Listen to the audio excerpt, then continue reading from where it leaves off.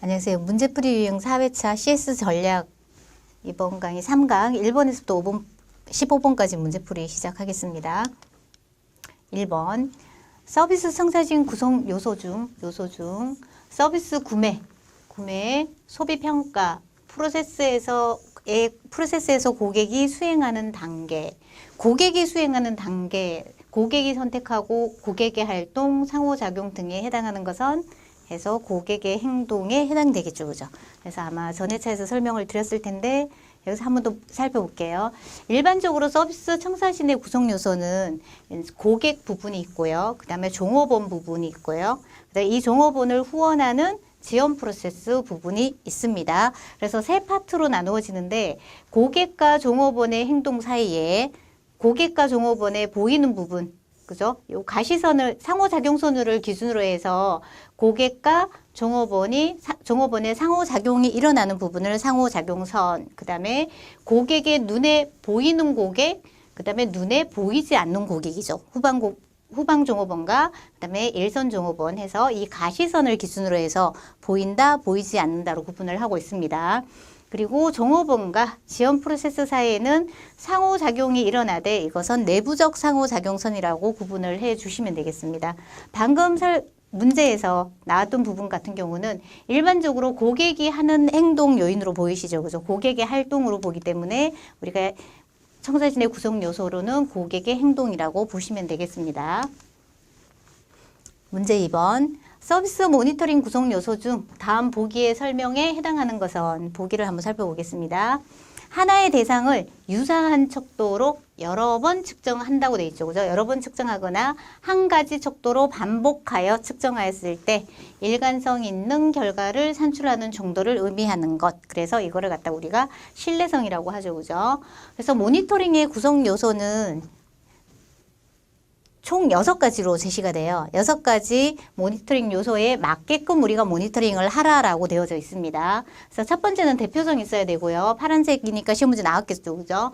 표본 추출의 표본값이 어때요? 대표값을 가져야 된다는 얘기고요. 그다음에 객관성 있게 해라. 시험 문제 나왔던 문제죠. 객관성은 어때요? 편견 없이 객관적인 기준으로 평가하여 누구든지 인정할 수 있어야 함 해서 객관성을 유지해라. 그 다음에 차별성 같은 경우는 서로 다른 스킬 분야의 차이를 인정하라고 되어져 있죠. 그죠? 그래서 일반적인 서비스 부분이 교육 서비스, 그 다음에 금융 서비스, 병원 서비스 다 다르죠. 그 부분에서 우리가 그 차이를 인정하고 반영해서 모니터링을 하라는 얘기고요. 그래서 기대를 넘는 뛰어난 스킬과 고객 서비스 행동은 어떤 것인지 또 거기에 대한 격려와 보상은 어떻게 해야 하는지 등을 판단하는 데 도움을 줄 수 있어야 된다라고 해서 시험 문제가 아마 파란색으로 시험 문제 나왔을 거예요. 해서 차별성으로 연결짓는 문제 나왔었고요.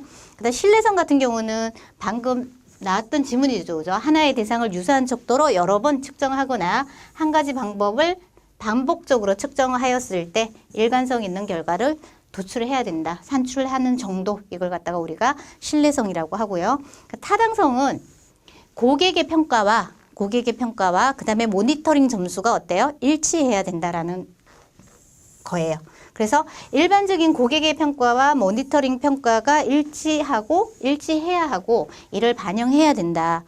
이걸 갖다가 우리가 타당성이라고 한다. 초창기에는 굉장히 많이 나왔던 문제예요. 그래서 기억을 해 주셔야 되고 유용성 같은 경우는 이 5가지 요소가 다 유용하게 쓰여야 된다는 얘기죠. 그죠? 그래서 모니터링의 궁극적인 목적이 되면서 위에 있는 5가지 요소를 대표적이고 객관적이며 신뢰할 수 있는 유용한 데이터를 만들려고 하는 것.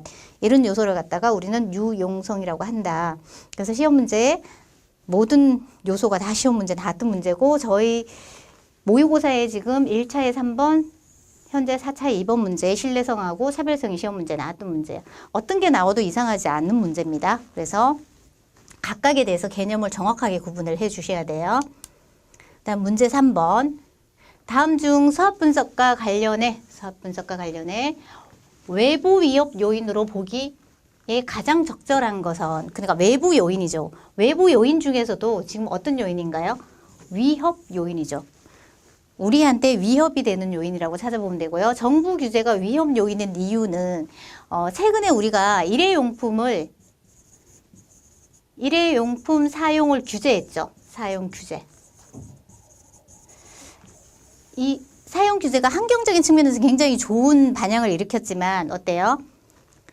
일회용품을 취급하는 카페 같은 경우는 굉장히 위협 요인으로 다가왔죠. 이런 것들은 카페라든가 일회용품을 많이 사용하는 그런 마케팅을 하는 곳에서는 위협적인 요인으로 온다라는 거라고 보시면 되고요. 경제적인 호황이나 시장의 발견, 낮은 연구 개발비는 어디에 해당되는 것 같아요? 기업의 입장에서 봤을 때 외부적인 영향인데 약 위협이 아니라 어떤 요인일까요? 이게 기회 요인에 해당되죠. 기회가 될 수 있는 거고요. 자사의 높은 이직률은 우리 회사의 내부적으로 이직률이 너무 높다. 그러면 우리 회사의 강점일까요? 약점일까요? 내부적인 요인 중에 이것은 강점이 아니면 뭐예요? 약점 요인이 되는 거죠. 약점. 이렇게 구분을 해주시면 됩니다. 그래서 한 번 더 살펴보시면요. 일반적으로 우리가 수학 분석을 할 때 1단계에서 이제 환경 분석을 해요. 환경 분석을 할 때는 거시적인 환경 요인을 분석을 하고 미시적인 환경 분석을 합니다. 뭐 이건 책에서 한 번 더 보시기 바라고요. 우리 시험 문제에서는 지금 내부 기회 요인과 위험 요인을 구분하는 게 시험 문제 나왔죠. 그죠? 그래서 외부의 기회 요인으로 작용하는 것은 현재 경제 상황이 굉장히 호황이다. 이러면은 기회 요인이 되겠죠. 새로운 기술의 출현도 기회 요인, 그 다음에 경쟁력이 약해진 경쟁사는 우리한테 유리한 거죠. 그죠? 그래서 기회 요인이 되고요. 새로운 시장의 발견 및 대두도 기회 요인이 되더라라고 보시면 되고요. 위협적인 요인은 외부적으로 자원이 고갈되었을 때, 이럴 때, 그 다음에 정부 규제, 방금 시험 문제 나왔던 부분이죠. 그죠? 정부 규제는 위협 요인이다. 그 다음에 소비자의 기호가 변하는 것도 위협이죠. 그 다음에 우월한 대체제가 등장했다. 그 다음 극복하기 어려운 경쟁사가 나타났다. 이러면 어때요? 다 위협 요인으로 작용한다 해서 구분해서 기억을 해주시기 바랍니다. 그 다음 문제 4번. 다음 중 서비스 표준안 작성 시 고려해야 할 사항으로 보기 어려운 것을 찾는 거죠. 그죠? 그래서 서비스 표준안을 작성할 때는 첫 번째 1번 한번 볼까요? 누구의 요구를 바탕으로 작성되어야 할까요? 고객의 요구. 그래서 이 문제에서도 똑같은 지문에서 바뀌어요. 고객이 아니고 종업원, 기업 이렇게 바뀔 수 있습니다. 기억하시고요. 2번 업무 명세와 수행 개요를 명문화. 이거는 문서와 표준 매뉴얼을 만들어라는 얘기죠. 그죠? 3번에는 추상적으로 작성을 하여야 하나요?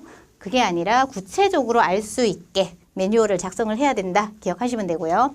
4번 경영진과 직원, 고객의 요구에 대한 상호 이해가 바탕이 되어야 된다. 그래서 서비스 표준 매뉴얼을 만들 때는 표준안을 작성할 때는 기업의 모든 사람이 다 참여를 해야 된다라는 거죠. 그죠? 그래서 전반적인 표준으로 경영진을 포함해 조직 내 모든 구성원이 받아들일 수 있어야 된다. 그래서 표준 매뉴얼 작성 기준에서는 여기서 시험 문제 바뀌는 똑같은 지문에서 바뀌는 게 고객을 기업으로 바꾸는 경우가 있어요.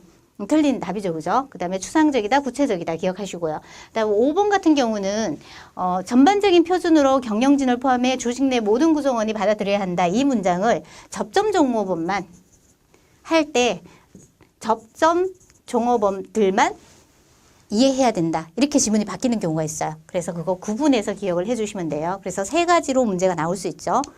기억하시면 되고요. 그래서 한 번 더 살펴보면 구체적으로 작성해라. 나오죠? 파란색이 변하죠. 그죠? 정확한 지침을 제공해라. 그리고 누가 언제 무엇을 해야 하는지 간단하고 정확하게 지적을 해야 된다. 서비스는 관찰 가능하고 어떻게 해요? 객관적으로 측정이 가능해야 된다. 그럼 주관적으로 바뀌었다는 얘기죠. 그 다음에 누구 요구? 고객의 요구를 바탕으로 작성해라. 업무 명세와 수행 개요를 명문화, 표준 매뉴얼화, 문서로 만들어라. 그 다음에 최상의 표준은 경영진과 직원들이 고객의 요구에 대해 상호 이해를 바탕으로 함께 만들어야 된다. 기억하시고요. 접점 종업원만 참여해야 된다. 그럼 틀리겠죠. 그죠? 조직 전반적인 표준으로 최상층을 포함해 조직 내 모든 구성원이 받아들여야 된다. 이거를 빨간색이 뭘로 바뀌었을 것 같아요? 접점 종업원만. 이렇게 바뀌었겠죠. 그죠? 그래서 구분해서 기억해 주십시오. 다음 문제 5번. 다음 보기의 설명에 해당하는 용어는 보시면요. 미국 하버드 대학 레빗 교수가 제시를 했다고 하네요. 제시한 내용으로 기업이 자사가 관장하는 제품 시장의 영역을 너무 좁게 규정함으로써 미래를 제대로 예상하지 못하고 눈앞에 닥친 상황만 고려한 마케팅을 의미한다. 그래서 이것을 마케팅 근시안이라고 해요. 마케팅 근시안 해서 기억해 주시면 되고요. 용어로 시험 문제 나오고 제시한 사람은 시험 문제 나오진 않습니다. 그래서 정의만 기억을 해 주시면 되겠습니다.